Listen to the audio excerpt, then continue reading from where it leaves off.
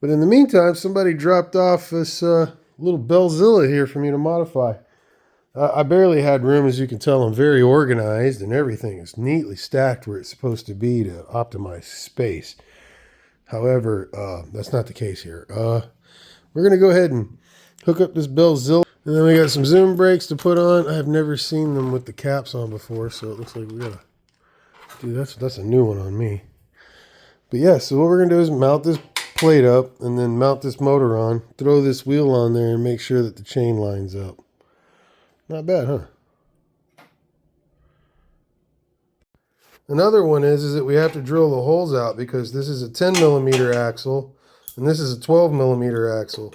So it fits here as a 12, but it will not fit here. So I have to drill that hole out on both sides and keep going.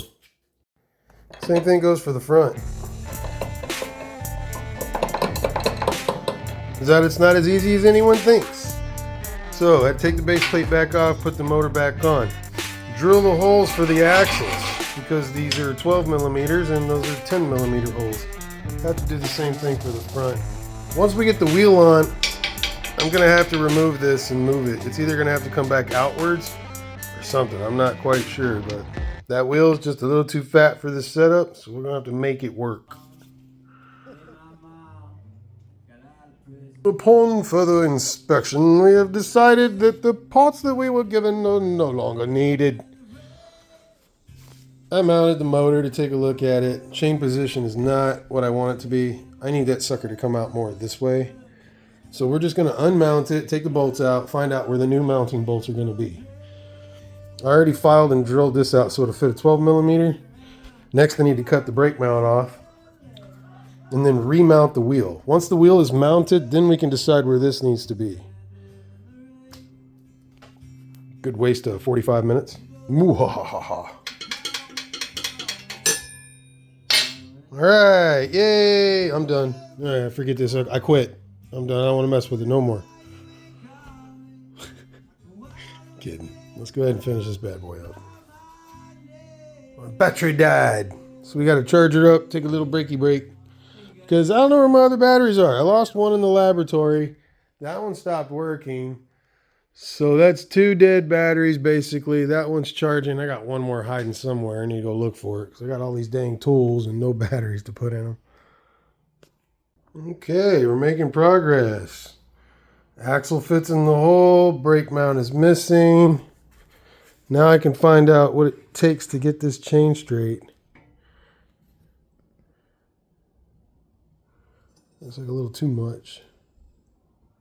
So even if I do that, right, and I give myself some, what is that, symmetry? If I give myself a little symmetry there and put the wheel in the middle, let's go ahead and make it perfect.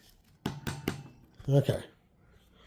According to the frame itself and the lip of the tire, we are centered. So since we're centered, that's our gap on this side. That's our gap on this side. However, the motor doesn't line up. My theory is to keep this wheel straight and move the motor. I say it's only theory because I've never done it before. However, it looks like I have plenty of space over there. So I think that's what we should do. We'll go ahead and bring him over that way just a little bit. So I need to go ahead and line down this wheel, making the spacers. If I don't have spacers that fit this, I'll just make them out of aluminum over there. And then once we get this lined up, then we'll worry about the motor. Then we'll worry about the brake. Sound cool? Well, good news is Razor likes to use their own math. So it's going to be a little bit of a tight fit, but not much. I mean, we're talking about a 0.5 millimeter, maybe 1 millimeter. That's very doable. I'm not stressed about that at all. So it looks like we're going to have the spacing okay to keep the wheel centered. Then I have to deal with moving the motor over. Once we do that, then I have to worry about the front and then seeing whether or not this brake mount will fit the front wheel. If it doesn't, I have a trick. I'll take one of these 140 millimeter rotors and take off the 160 and put a 140 on there. That should fix the problem. We have not moved the motor yet, but we did get the brake pretty much aligned. It's really close. I don't really like this, and it doesn't want to let go of the caliper. So the pads are too tight against the rotor, and it literally will not. I'm pulling it right now. This is my hand. I'm going to pick the bike up. So I can pick the bike up. It's stuck so tight. So I'm probably going to have to like pull the pads out and file them down a little bit so the wheel will actually roll. But yeah, that's a problem I don't like with Zooms. As soon as you get them with these tiny little brake pads, you have to sand them down. Because there's no room. Look, I'm trying to lift it with one finger. No, I'm gonna try to lift it with two fingers. No, I'm gonna try to lift it with three fingers. Now we got some movement. That's how stiff this is. So that's too tight. I'm gonna have to play with those brake pads.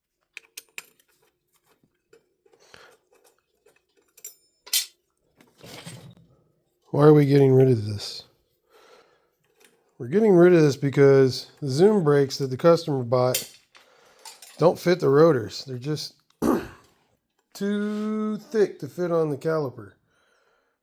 So instead of tearing meat off of the brake pad in order to get the brakes to fit, I forgot that 3 or 4 years ago I bought like 200 of these stupid ass rotors, and they fit. So I figured I'll go ahead and slap it on here and make it look nicer anyways. Not only will it fit the brakes and give him his pads for a longer life, but it'll look kind of cool too. And I think we're going to go up. I don't know. This is 140. Yeah, we're going to go up to 160 now. There it is, 160 right there. So yeah, he's going to get a brake upgrade, and he doesn't have to worry about his pads wearing out fast. Solve that problem. All right, introducing probably the world's first 160 millimeter on a Zoom Bellzilla. These are my rotors, and they fit just fine.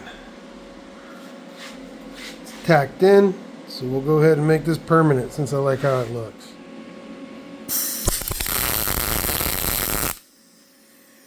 Like that, Bill? Right? Am I doing it right, Bill?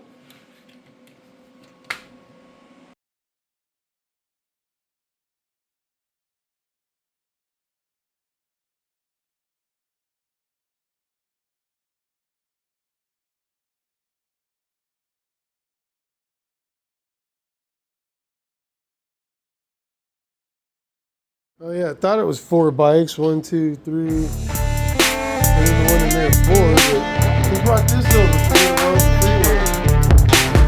That's 5. Oh my god, I told myself that I could only really work on 3 bikes at a time. But this is number 4.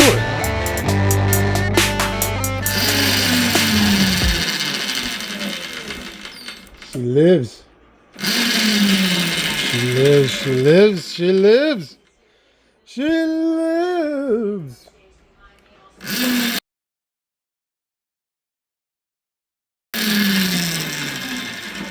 Man, swapping these wheels out has been tough. This used to be the hill climb bike running on 14s, and now it's on these street wheels. Just got done doing the brake. Take a look, Charlie. I'm gonna go ahead and spin it.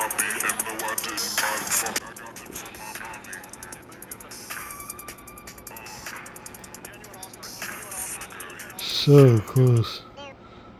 So close.